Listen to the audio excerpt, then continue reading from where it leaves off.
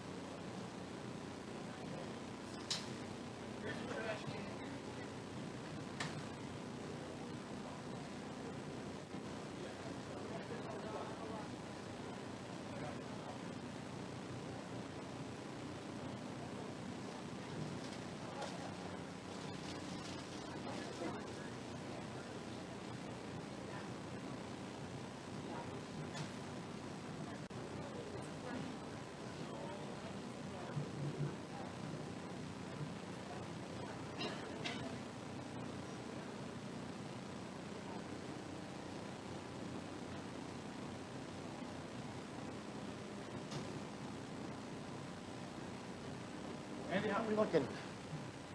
Want me to test? Test, test, test. 1, 2, 1, 2. Are we on the live stream? Okay. If you've joined us on the live stream, you can get a copy of the notes people have in the room. And you can either message Andy or look him up on the website. So, all right. While you are finishing eating here in the room, I am just going to kind of go over that summary that you have on your handouts. So the Exodus from Egypt in the Old Testament is as central to the Old Testament as the cross and the empty tomb is to the New Testament. And so the Joseph story tells us how the Israelites got to Egypt, which sets up the Exodus story. And again, the Exodus story is, again, the story of the Old Testament. So that's why it gets so much space. And themes that we've talked about throughout all of Abraham's family are things like childlessness and sibling rivalry and younger over the older and favoritism and deceit. And then it's important that as we look at the Joseph story that we have the list of Jacob's kids in order and who is their mother. Okay, so we have that list there. It's also important to note that Rachel, who is Jacob's favorite wife, dies in childbirth with Benjamin. And then we have this weird story of Judah and Tamar. And Joseph's story includes the Judah and Tamar story because of Judah's role in Genesis 37 of selling Joseph into slavery. And so the Joseph story basically goes, Genesis 37, his dreams, he's sold by his brothers. Genesis 38 is Judah and Tamar. And then Genesis 39, he's in Potiphar's household. And that whole story. And then he's in jail, but he becomes in charge of the prison, but he's forgotten by the cupbearer. But then in Genesis 41, Joseph interprets Pharaoh's dreams, and there's going to be 7 years of plenty followed by 7 years of famine. Joseph becomes second in command. And then his brothers go to Egypt without Benjamin, and then they return to Egypt with Benjamin. And we're going to talk about all of that. And then, well, I won't go too much further than that. But the Judah and Tamar story is a part of this story because, again, Judah is the one who suggests selling him into slavery. And there's a couple things that are interesting in Genesis 37 that I pointed out. First of all, Reuben, who is the firstborn, he tries to save Joseph, but he doesn't have the credibility of the firstborn, and that's because of something that happens in Genesis 35. Simeon and Levi then would be the next in line, but they get disqualified because of what happened in Genesis 34 with their sister Dinah. Okay? And so the reason why Judah is the one so Reuben tries to save Joseph, but isn't being real persuasive. And Judah is the one who says, let's sell him into slavery. And the plan works out in the sense that because Joseph is gone, but it doesn't work out because their father Jacob becomes inconsolable. And so Judah's the one who comes up with this plan that works but doesn't work. And so the very next story is a story with Judah and Tamar. And again, what is significant about it is Judah has 3 sons and 2 of them die. And so Judah becomes in the same boat as Jacob in the sense that Jacob had 2 kids by his favorite wife, Rachel, Joseph and Benjamin. Joseph is gone. Rachel is gone. And so he's only got Benjamin left. While the Judah and Tamar story, Judah goes through the same thing. And again, the connection between 37 and 38 is in Genesis 37, the sons ask Jacob, do you recognize this coat, which is now bloodied?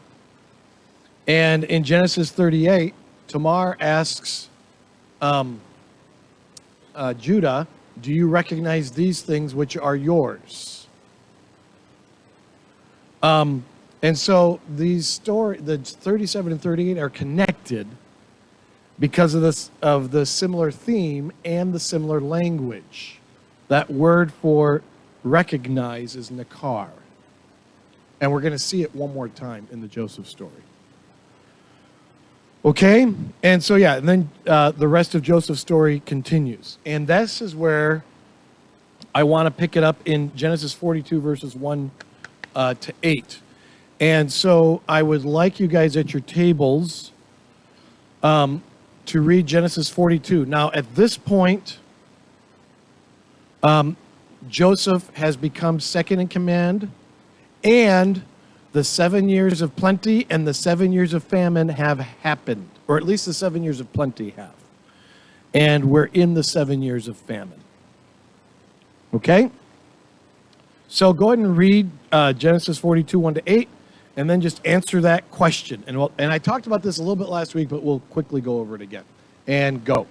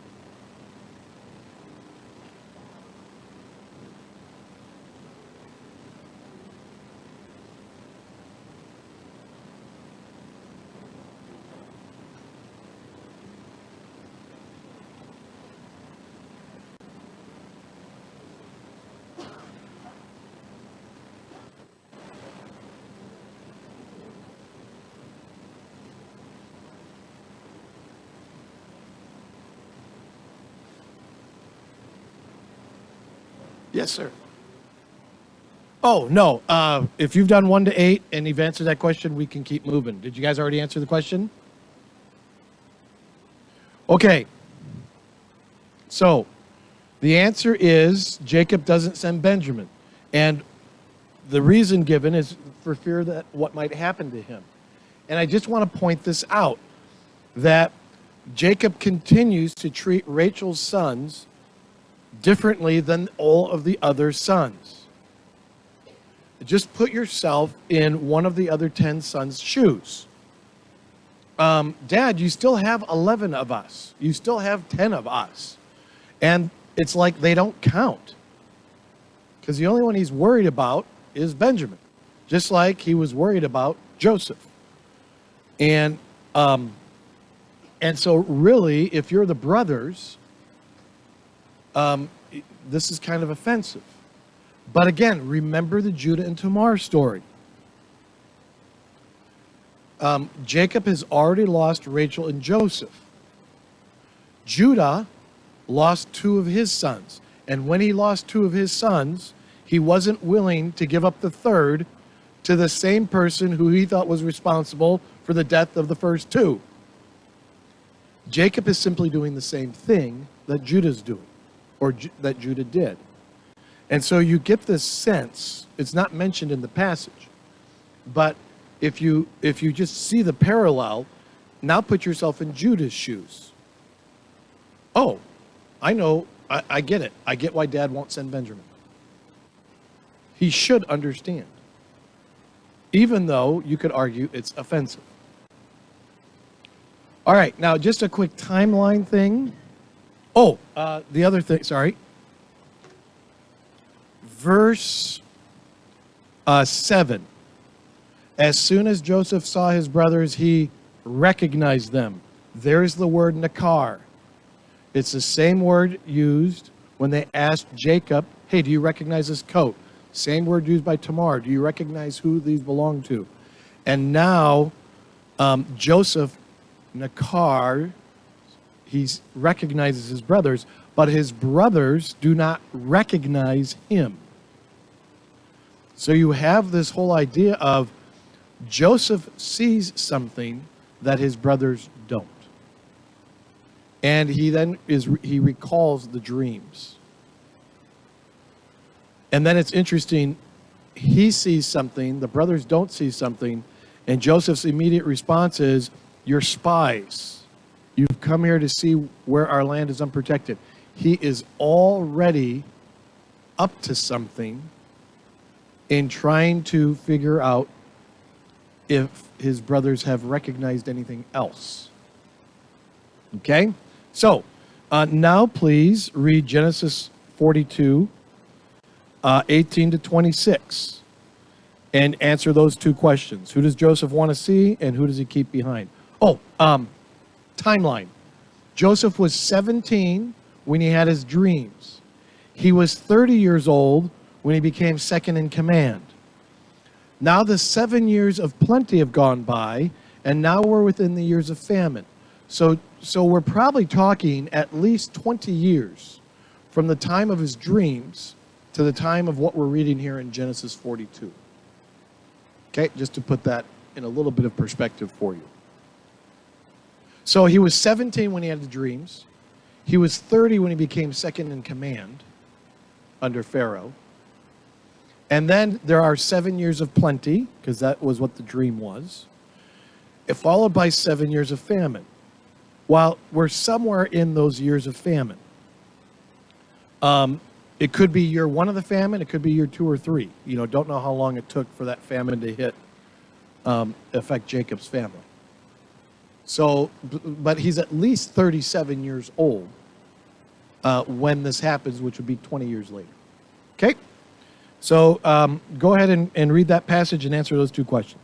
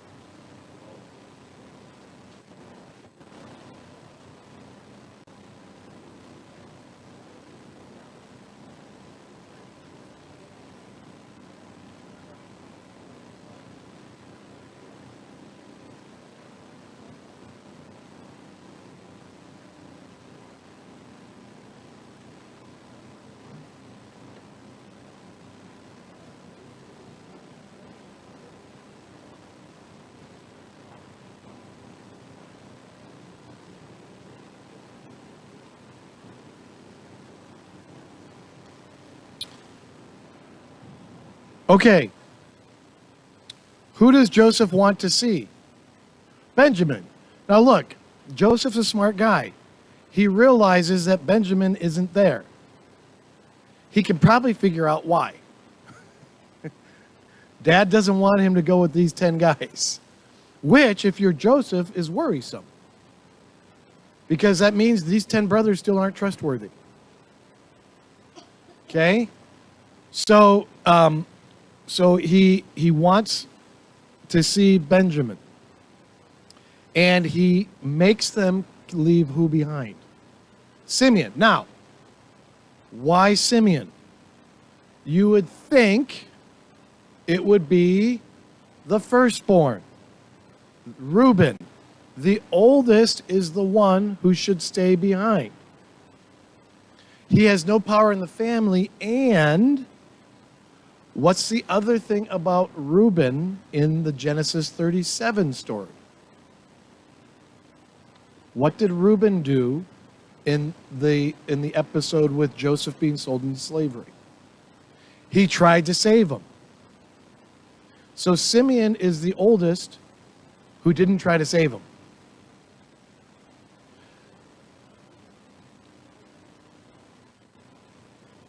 Well, I would say that this we know. And so the story tells us for us to know, and whether or not Joseph knew is not necessarily relevant to the fact that we know, if that makes any sense.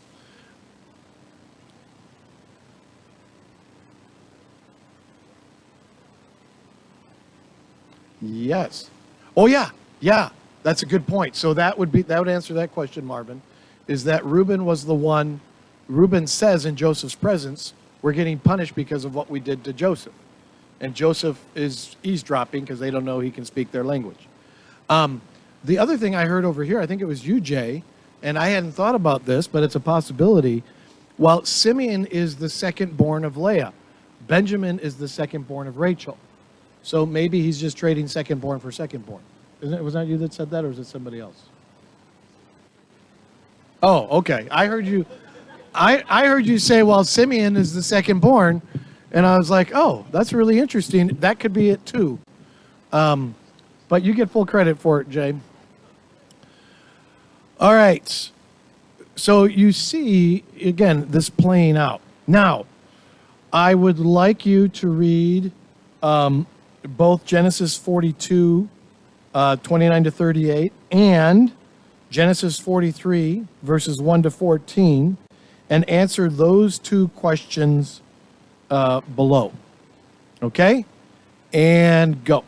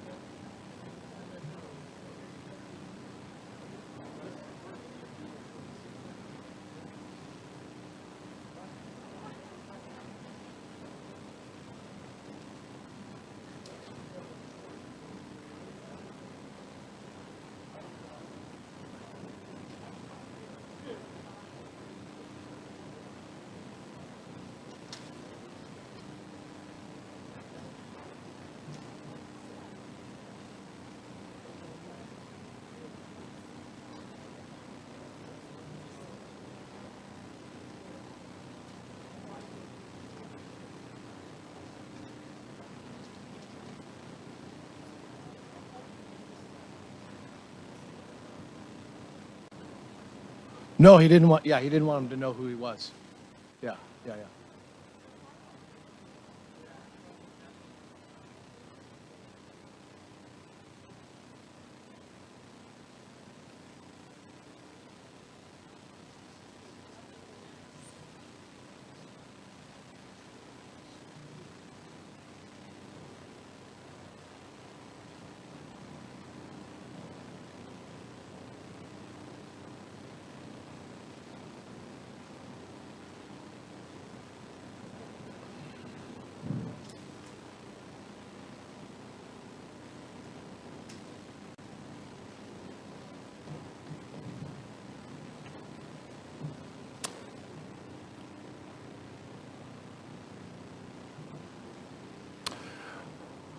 Okay. So, who tries to convince Jacob to send Benjamin? Reuben, and it's not successful. And then who finally convinces Jacob to let them take Benjamin? Judah. Now, you could say, well, when Judah did it, they were more desperate because they were basically out of grain and Jacob really didn't have a choice. Well, okay, but here's my point. Why do you need to know that in Genesis 42, Reuben tries to convince him, and in Genesis 43, Judah tries to convince him? Why not just say, well, the brothers said to their dad, hey, we really need to go. And dad said no. And then when they almost ran out of food, the brother said, Dad, we really need to go. And then he said yes. If the point of him changing his mind was, well, now we're really out of grain, you don't need to know that Reuben approached him first and then Judah approached him later. There's a reason why they're telling you Reuben did this. And again, Reuben is the firstborn. He should be able to convince his dad, Dad, it's time. But he's not. It's Judah. What is it about Judah that would convince Dad? Based upon what we know. He knows what it's like to lose. Judah understands. And I find it interesting what Reuben says. He says, let me get to that passage. In verse 37 of chapter 42, Reuben said to his father, you may put both of my sons to death if I do not bring him back to you. Entrust him to my care, and I will bring him back. Well, yeah, you don't get it. You're willing to kill your two sons? What's wrong with you? Versus Judah doesn't offer his son. Judah says, I personally guarantee his safety. And that would hold credibility with me if I'm Jacob, because Judah gets it. He lost two sons. He's not offering up his sons just in case this doesn't work out. He is personally guaranteeing the safe return of Benjamin. And that's persuasive because Judah understands. Reuben still doesn't get it. Okay? The other thing I find interesting is look at what in verse 43, verse 11. Look at what he tells him. Put some of the best products of the land in your bags and take them down to the man as a gift. The man is Joseph. And what are they going to bring to Joseph as a gift? Some balm, honey, spices, myrrh, pistachios, and almonds. Okay? Just turn back with me to Genesis 37. And go to verse 25.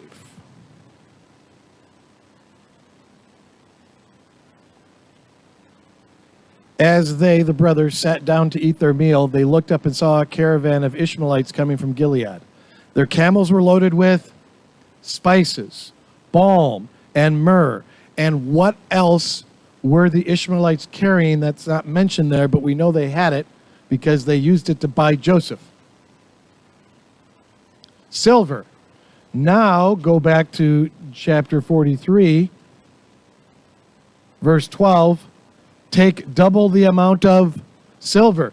They are taking almost the exact same stuff that the Ishmaelites had. That's probably not coincidence. And they're bringing it, and who are they giving it to? To Joseph, the guy that they got silver for when they sold him. Okay.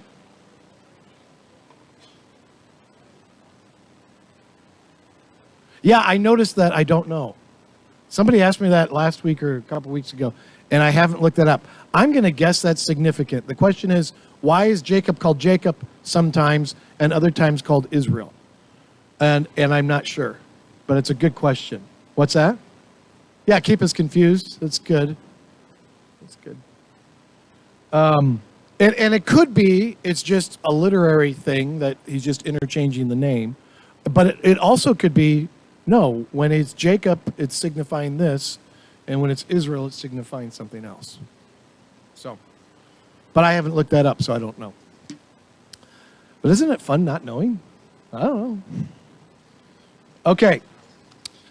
Now, go ahead and read all of chapter 44 and pay attention to how Joseph sets the brothers up. And then who offers to trade places with Benjamin, and just anything else from that chapter that you find interesting. But go ahead and read Genesis 44 and answer those two questions.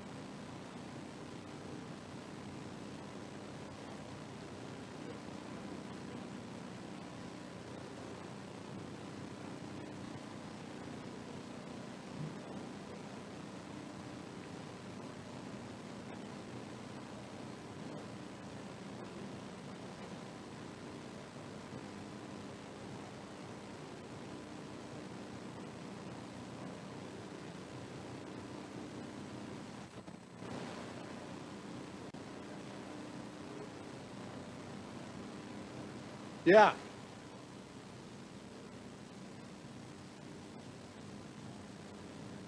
Oh, question is, what's the distance between where Jacob's family is living and where Joseph is operating out of? I do not know. It in part depends upon where in Egypt Joseph was operating out of. But it wouldn't be, we're not talking a month's journey. You're talking a week or two, because Egypt and Israel are right next to each other. But it would depend on what part of the country of Egypt that they were traveling to. But that's a great question. I do not know. But we're not talking a month or two. So 400 miles.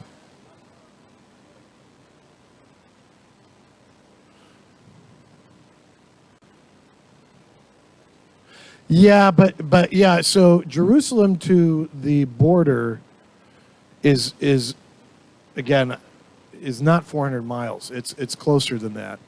But if you're going to the capital of Egypt, then yeah, it could be that far. But it all depends on where they were operating out of. But I can't imagine it being a month's journey. It's just not that far. Well, I would have to look that up. I'm sure they would know potential places where the Egypt was operating out of. So, but I do not know that. Okay, so how does Joseph set the brothers up? He stashes a silver cup in the sack for Benjamin, because the one who has it is going to be kept as a slave, and he purposely puts it in Benjamin's sack. Now, just a quick little note. It's not a fork. He doesn't put a silver fork or a silver plate. It's a silver cup. Now, the Passover story and the Passover meal has connections to the Joseph story. And does anybody know what plays a prominent role in the Passover meal? The cup. The cup does. In fact, the cup echoes all the way down to us. Because what do we do in our communion liturgy? After they had eaten, Jesus took the cup and said, "This cup is the new covenant in my blood." The reason why the cup plays a major role in the Passover story is because it was what was used in the Joseph story. Okay? So the fact that this cup happens in Genesis, that will echo all the way down to us. Yeah. I'm not sure Joseph is telling the truth there. You're talking about, hey, we can practice divination and we know who did what. Yeah. Well, again, it was a setup. So he didn't know by divination that what had happened. He knew because he set it up. But Egyptians were known for divination. They did practice the magic arts, and you do see that in the Exodus story. Yes. 164 hours of walking. Okay, that'd be a solid couple weeks. Yeah. Yeah, okay. That makes sense. To Cairo. Okay, that would make sense. Yeah, Cairo, I could see it being that far. But we're assuming that they're operating out of Cairo, which we don't know. Okay. So, and then who offers to trade places with Benjamin? Judah. And why? Why would Judah do that? He made a promise to his dad, and he made that promise to his dad because he knows what it's like to lose sons. And he knows what it's like to only have one son left. And he's like, it would be better for me to stay and for my dad to have his last son. Now you have to understand what that means is Judah doesn't count. I don't matter as much as Benjamin. Now, if you have siblings, imagine coming to that realization. I don't matter as much as my younger brother. Now, a lot of us already believe that about our younger brothers, but yes, it's out of respect for his father. That's exactly what it is. And he's not holding it against his father that Joseph means, or that Benjamin means more. He gets it. I get it. Judah is, well, that's, see, okay. How Judah behaves in Genesis 37 is very different than how he behaves in Genesis 44. In Genesis 37, he's the one saying, let's sell this kid. In Genesis 44, he's the one saying, we've got to save this kid. Joseph, that's exactly what Joseph is testing. That's exactly what, that's the whole thing is a test to see what's going on with his brothers. That's what this whole thing is about. But what's important for us isn't that Joseph is testing his brothers. It's the change in Judah. Judah has a conversion. When he sells Joseph into slavery, when it's his idea, he's acting like a brother. He's acting out of his own interests. In Genesis 44, as you already said, Marvin, he's acting out of his father's interests. It doesn't matter that he is not the favorite son.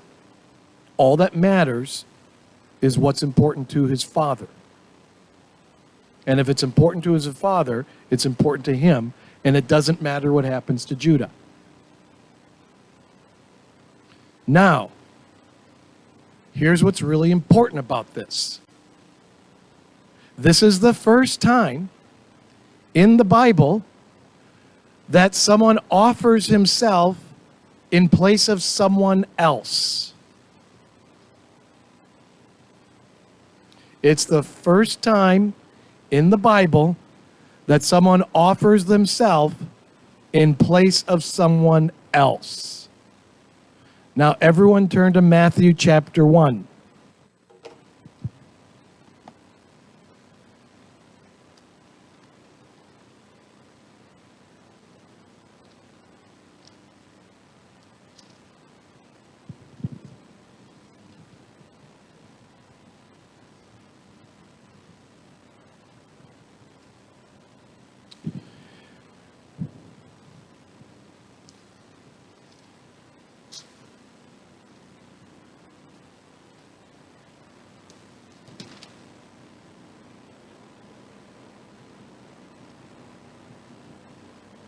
Okay. Verse 1. This is the genealogy of Jesus the Messiah, the son of David, the son of Abraham. Abraham was the father of Isaac. Isaac was the father of Jacob. Jacob was the father of Judah and his brothers. Judah, the father of Perez and Zerah, whose mother was Tamar. Which tribe does Jesus come from? Judah. Through which of Judah's sons? Perez. Where does Perez come from? The Judah and Tamar story.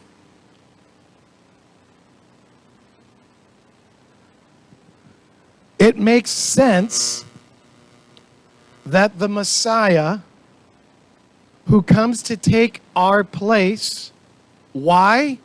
Because it's important to the Father, would come from the line of Judah. Because Judah is the first one to do such a thing, but he had to be converted to it. He had to come to the realization that what my Father wants is more important than my own self-interest. But it makes complete sense that if the Messiah is coming to take our place, well, which tribe should that come from? Judah. And How did Judah learn that lesson? Through his experience with Tamar, and through his experience with Tamar came Perez and Zerah, and Perez is in the Messianic line. So the very experience that converted Judah to offer himself in Benjamin's place is literally in the Messianic lineage. And if you know the story, you would say, of course, of course. Where else would the Messiah come from? And here's just one other thing I would like to point out. Abraham was the father of Isaac. Isaac was the second born. Isaac was the father of Jacob. Jacob was the second born. Jacob, the father of Judah and his brothers. Judah, the father of Perez. And Perez continues the lineage. And who was the firstborn, Perez or Zerah? Do you remember the story? One of the kids puts his hands out of the womb, and they put a scarlet thread about it. The hand goes back in the womb, and the other kid comes out first. But the other kid who comes out first is actually the second born, because the kid who got his hand out first is named the firstborn. And the kid who got his hand out first is Zerah. Perez is the second born.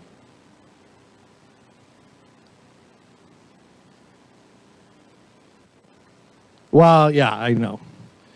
Now, any questions about that? Because I'm about to shift gears here a little bit. But do you see the significance of this story?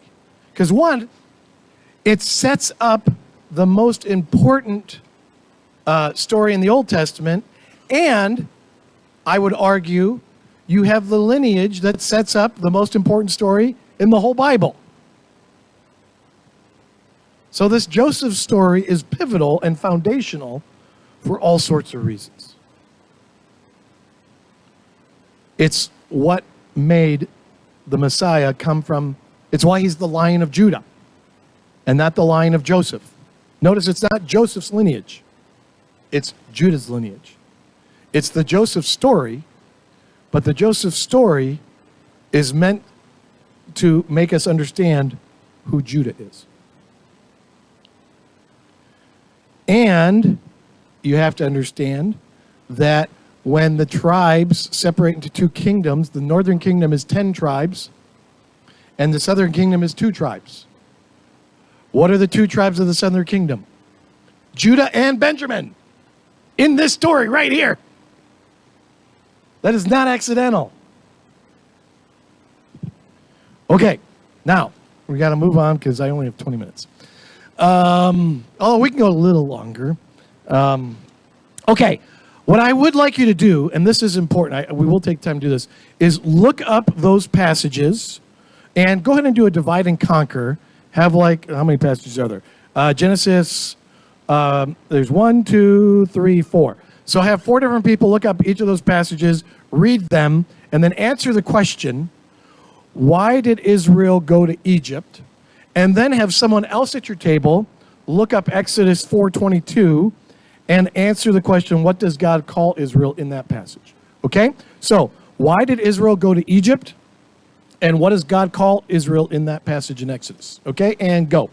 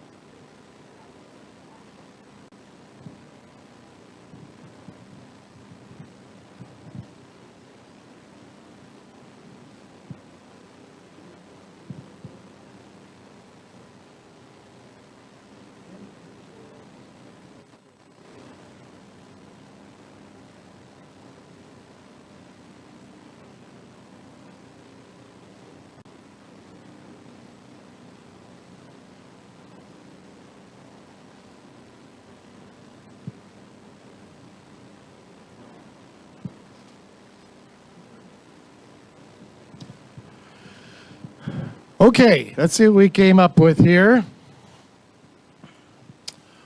So, why did Israel, and again, when I say Israel, it's Jacob, but Israel also could include the children of Israel.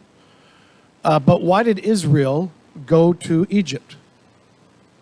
God told them for what purpose? To survive the famine. So if they stay in the land they're in, they're going to die. And so Egypt becomes a place of safety and refuge for Israel. Now, what does God call Israel in Exodus 4? Now, this is Israel, we're talking about the people of Israel, not just Jacob, okay? So what does God call Israel in Genesis 4? Firstborn son. Now, as followers of Jesus, that should bother us, because Jesus is God's one and only son. What is this business of Israel being the firstborn son? But that's exactly what God says. But he was, because that's what God said. Well, we're going to play with that theme a little bit. That's a little bit of Pastor Chuck speculation. But the question is, does this go back to the fact that technically the second one becomes the first one? Because we see that pattern over and over again, where the second one trumps the first one. I would argue that that fits here. But again, it's important that you understand that Israel went down to Egypt to avoid death, to avoid the famine, or to survive the famine. And Israel is God's firstborn son. That's relatively new language for many of us, because Jesus is God's one and only son. But I want you to just take it, because it's there. There's no going around it. Israel is the firstborn son. That's what God says.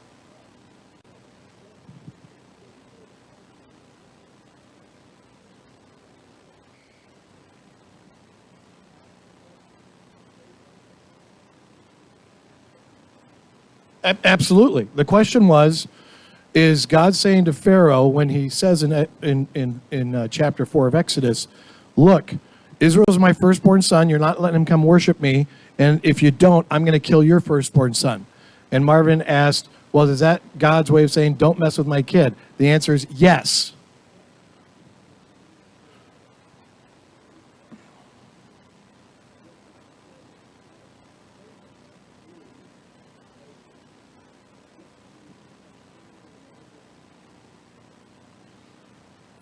That would be one of the reasons, yes. That the question was, is that to let Pharaoh know that Israel is important?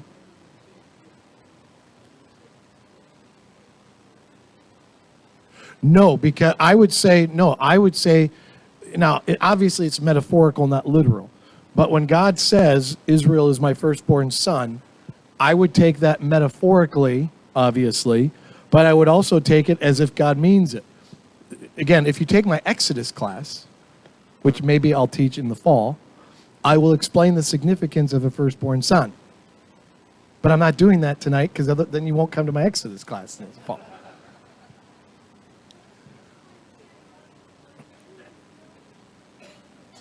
That's exactly right. Is this setting up the killing of the firstborn of Egypt? Yes, absolutely. That's exactly what chapter 4 is doing in Exodus. Okay. All right. Now, I want all of you to turn to Matthew chapter 1 and read. Let me just make sure I'm not forgetting anything. And read verses 16 to 24 and chapter 2, verses 13 to 15. This is the Christmas story. All of you know this story inside and out.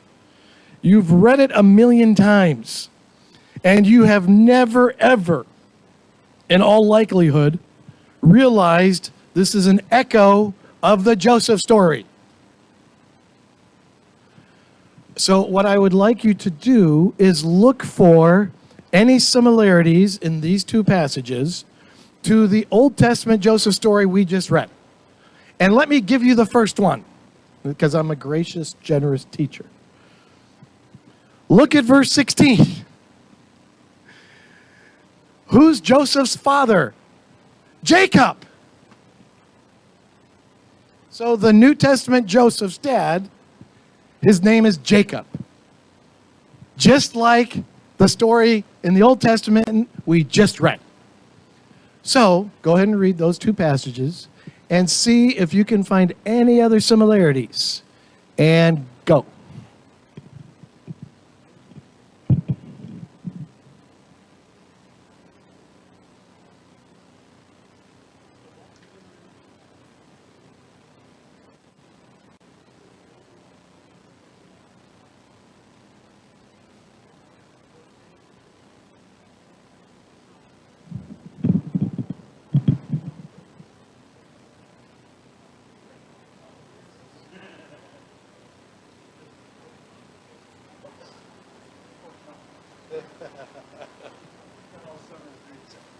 Yeah, summers fly by. You know that. Oh. No, I don't know.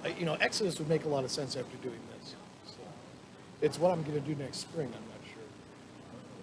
So. Well, you have all winter to figure that out. Well, yeah. Yeah, this summer's going to be fast. We got a lot going on. And I was going in for a quick surgery on the 4th. Should be out for 2 weeks. June 4th? And then I was supposed to go to camp. Oh, uh-huh. They're going to camp. She take it back. But I go to Portland before that, so he's going to come home with me. Oh, my gosh. Okay. And yeah, so the twins are going to end of July. So yeah, it's. Are they going to Perkins? Oh, fuck yeah. I'm glad they're doing that. It is going to be a zoo. And as soon as we get back, 2 weeks after we get back, we're in school. Yeah, you're in school. Yeah. It flies by. It's so amazing.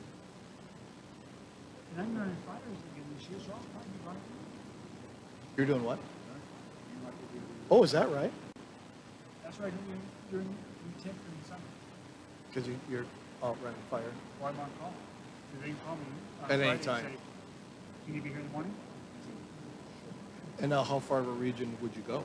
How far? Do you go throughout anywhere in the state, or do you go further than that? I go through Yeah, all the way to Fort Wayne, okay. all the way to Vegas, Oh, okay. Anywhere they need you. all the way to Sacramento, Holy cow. all the way to Denver, pretty much. Wow. Wow. So, That's amazing. oh, Utah? Wow. Okay. It's my area. Wow. That's That's pretty pretty much go and say, amazing. hey, this is needed there. How fast can you get? Get there. And the joke is, overnight delivery is not going to come. Wow. And we're not talking walking from here. No, you got it. We're Yeah. driving for 10 hours. It's a long ways. Holy cow. That's If it amazing. starts to show, we can go all the way up. Right. So we have to have authorization for. To do that. As soon as we get, you're driving. Nope. No, that's amazing.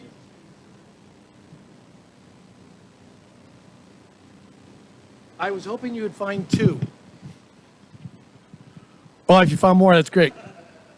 I'll add it to my lesson for next time I teach this class. You're helping me. All right. What similarities do you see between this, what we call the Christmas story, or part of it at least, and the Joseph story of the Old Testament? Joseph, what's that? To Joseph's dream. And it's, yeah, but to me, I'm always amazed that when we talk about the Christmas story in Matthew 18 to 24, that when I say people, hey, what's that about? Well, it's about God telling Joseph to take Mary as his wife. Well, yeah, but what it's about? It's about Joseph having a dream. That's what it's about. If you were to make this into a play, you would need Joseph and a place to sleep and someone to portray God in a dream. And the main scene will be Joseph sleeping and having a dream. That's what that passage is about. So it's the same thing. you have a guy named Joseph, whose dad's name is Jacob, and he has a dream. And then what happens in chapter 2 in those verses? They are both sent to Egypt. Why do they go to Egypt? For safety. Now, in the Old Testament story, Joseph goes to Egypt, and because Joseph is in Egypt and becomes second in command, you can argue Joseph brought Israel to Egypt. Who is Israel? God's firstborn son. In the New Testament story, who takes God's firstborn son to Egypt out of safety? Joseph. It's the same story. That's not coincidence. And let me really hammer it home with something obscure. Now what I would like you to do is read Genesis 37, Genesis 37, 23 to 28, and Matthew 2, 1 to 12. Now let me set this up. In the Old Testament Joseph story, Joseph has dreams, and then he's sold to Egypt. He goes to Egypt. Joseph has dreams and goes to Egypt. There is something that happens in between those two things. Joseph has a dream, something else happens, and then Joseph's in Egypt. In the New Testament, Joseph has a dream, something else happens, and he goes to Egypt. The two passages you are going to read is that something else that happens. And if Joseph has a dream is echoed in both stories, and Joseph taking God's son to Egypt happens in both stories, this thing that happens in the middle happens in both stories. And in the million times you've read this story in the New Testament, you've never ever connected it to the story in the Old Testament. So go ahead and read those two passages and identify as many similarities as you can find and go.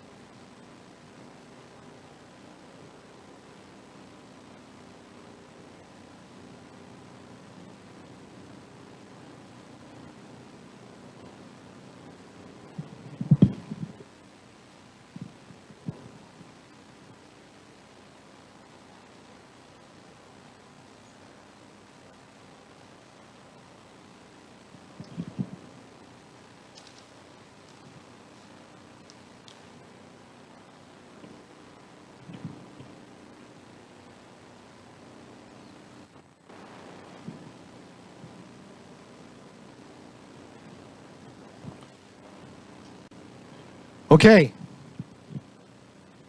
What similarities do you see between two stories? A caravan. You have two caravans. What else? You have myrrh and frankincense it's either a spice or a balm. I'm pretty sure it's a spice. I've actually looked this up. Okay, frankincense is a spice. And here's an interesting little tidbit. That the language of the New Testament day was Greek. Sort of like what English is today worldwide, Greek was then. And so just like everything gets translated into English today, everything got translated into Greek back then, including the Old Testament. The Greek version of the Old Testament is called the Septuagint. The Septuagint was the early church's go-to book translation of the Old Testament. In the Septuagint, the Ishmaelites do not buy Joseph with silver. In the Septuagint, they buy him with gold. So you have a caravan, and in both of the stories with the caravans, they are carrying gold, frankincense or spices, and myrrh. And if that caravan, and Jay, I heard you talking about this. If you're traveling this is the Old Testament story. If you're traveling from Gilead going down to Egypt, what direction are you coming from? The east.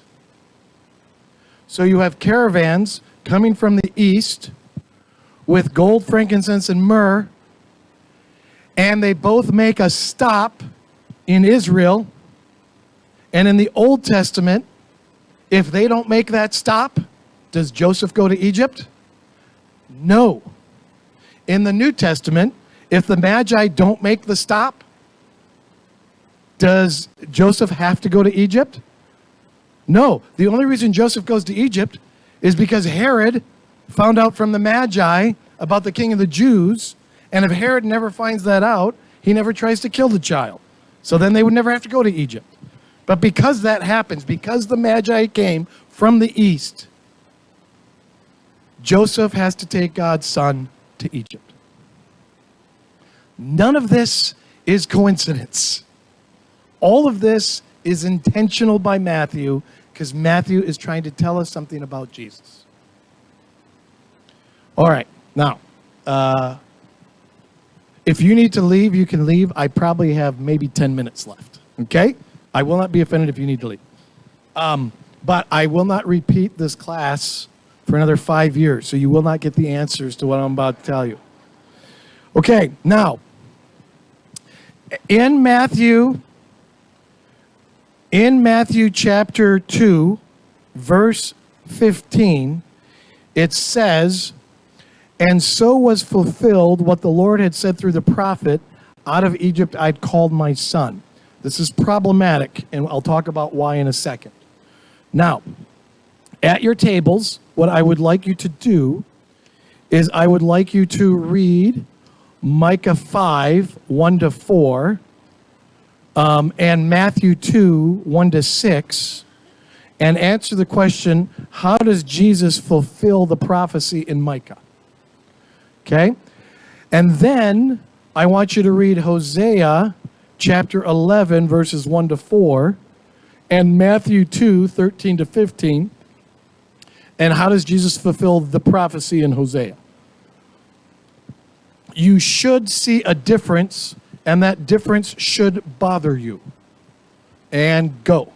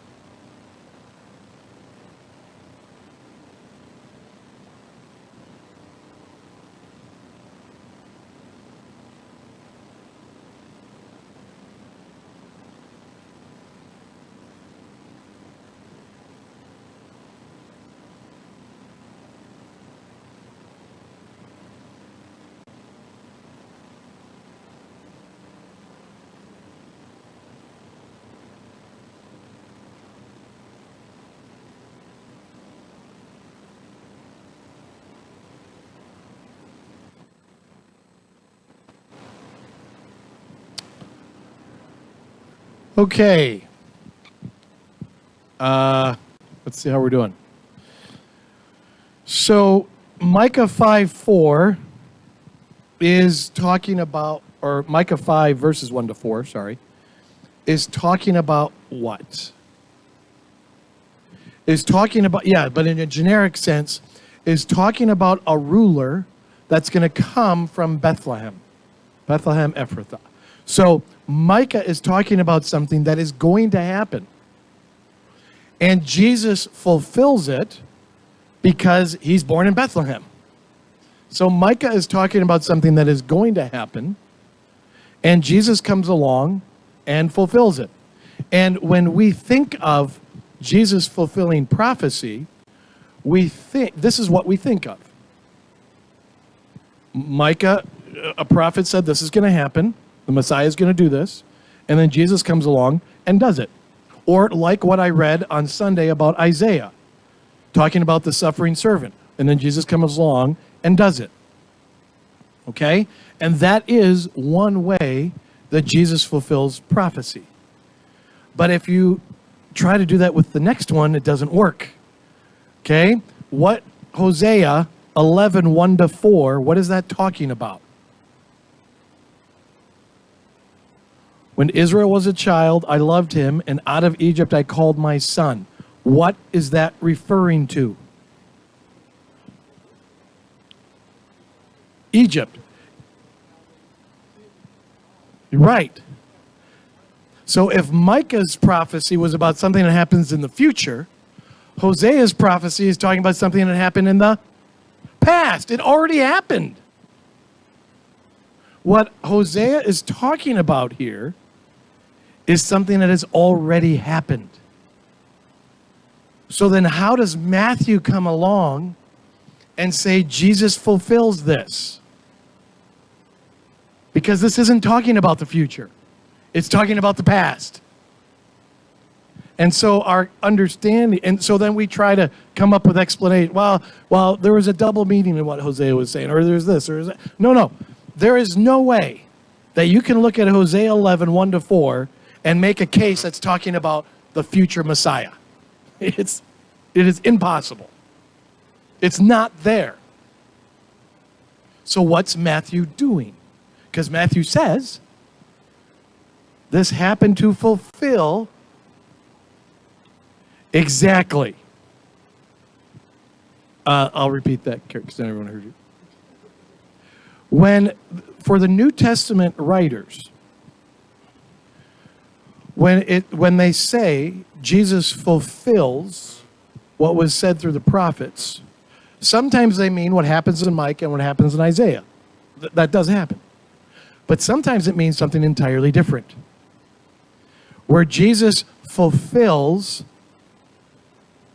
as the one and only Son what the firstborn son didn't. Jesus was what the firstborn son, and this is not exactly right, but I don't have better language, was supposed to be. That's not exactly right because there's a bunch of theological questions you could ask me about that, which I don't have answers for. So that's not the best language to use. But again, and then go back to Marvin said, yeah, it seems like the second son that comes along fulfills what the first son was supposed to fulfill. Well, yeah. And again, supposed to is not the greatest language. And now you would say, well, what do you mean by that? Well, go back to Matthew. Chapter 1. Or 2, sorry. Well, okay. No, you can go to chapter 1. So, chapter 1 tells us how Israel, God's son, got to Egypt. Okay? Or not Israel, how Jesus, God's son, got to Egypt, paralleling the Old Testament God's son. Okay? And to the point where eventually they come out of Egypt. And when they come out of Egypt, the Israelites in the Old Testament, How do they come out of Egypt? Through what? Through the what body of water? The Red Sea. Look at chapter 3. What is the very first thing Jesus does after this whole out of Egypt in chapter 2? What's chapter 3 about? His baptism, which happened in water. And he literally came out of the water. After the Israelites in the Old Testament come out of the water, where do they end up? Before the Promised Land. In the desert. What happens in chapter 4 of Matthew? He is in the desert. And, again, hopefully you won't remember this because I'll go over this in my Exodus class. The 3 temptations of Jesus are connected to 3 failures that the Israelites had in the desert. And I know that because when Jesus refutes the temptations, he quotes Deuteronomy. And every time he quotes Deuteronomy, Deuteronomy is referencing something that happened in the wilderness between leaving the Red Sea and Mount Sinai. And then they get to Mount Sinai. They go to Mount Sinai first. And Moses goes up a mountain and gets a bunch of the law. What happens in Matthew chapter 5? In Matthew chapter 5, Jesus goes up on a mountainside and does a bunch of teaching. Matthew wants us to see that Jesus is fulfilling what Israel was intended to be. So when Jesus fulfills the prophets, he's fulfilling everything that Israel was supposed to be. And that's what Matthew wants you to see, that Jesus is the one and only Son of God, accomplishing what Israel was intended to accomplish. And you could argue that through Jesus, Israel does accomplish. Jesus accomplishes it on their behalf. So you could argue that Israel does eventually accomplish it. But it's Jesus is the one who does it. And Jesus fulfills all of that. And so when you read the Old Testament, all of it can relate back to Jesus. And I've told some of you this before. I can listen, and I do listen, to a Jewish Orthodox rabbi brilliantly unpack the Old Testament. He does not believe in Jesus, and 90% of his teachings I apply to Jesus. It's not hard. I listen to him, see what he does, and I'm like, oh, that's Jesus right here.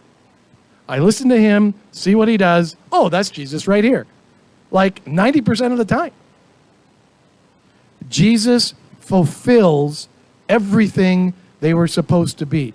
It's all throughout the scripture.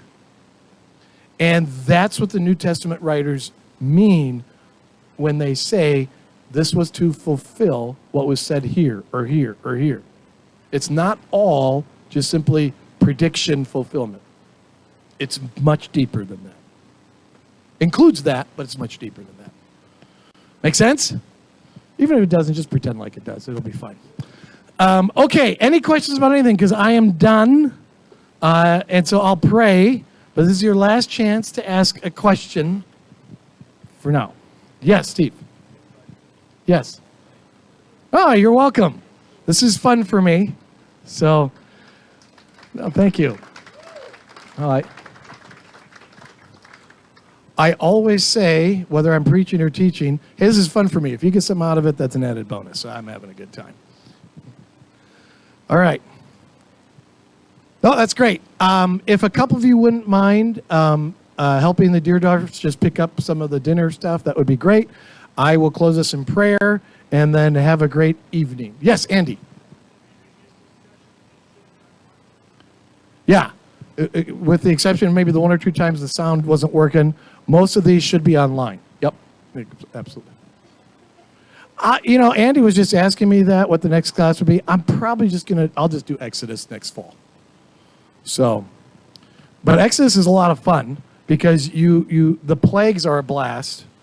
Well, the 10 Commandments are fascinating. And probably what I'm going to add is, and I don't know if I'll have time to do this, somebody told me that the Sabbath regulations, all the Sabbath regulations are connected to the building of the tabernacle. And again, the building of the tabernacle, sort of like the Joseph story, gets a ton of press in Exodus. And the question, why? I could cover the building of the tabernacle in like 3 chapters. And I think it's like 12 or 15. It's ridiculous. So anyway, but even the tabernacle is fun. There's a lot of great stuff in Exodus. So that's probably what I'll do. All right? Don't hold me to that Sabbath stuff connected to tabernacle because I may or may not get the research done on that. Let's pray. Lord, again, we thank you for your goodness. We thank you for your word. We thank you for your son. And Lord, we ask that we would be inspired and encouraged to live lives pleasing to you because of your love for us. And it's in the name of Jesus we pray.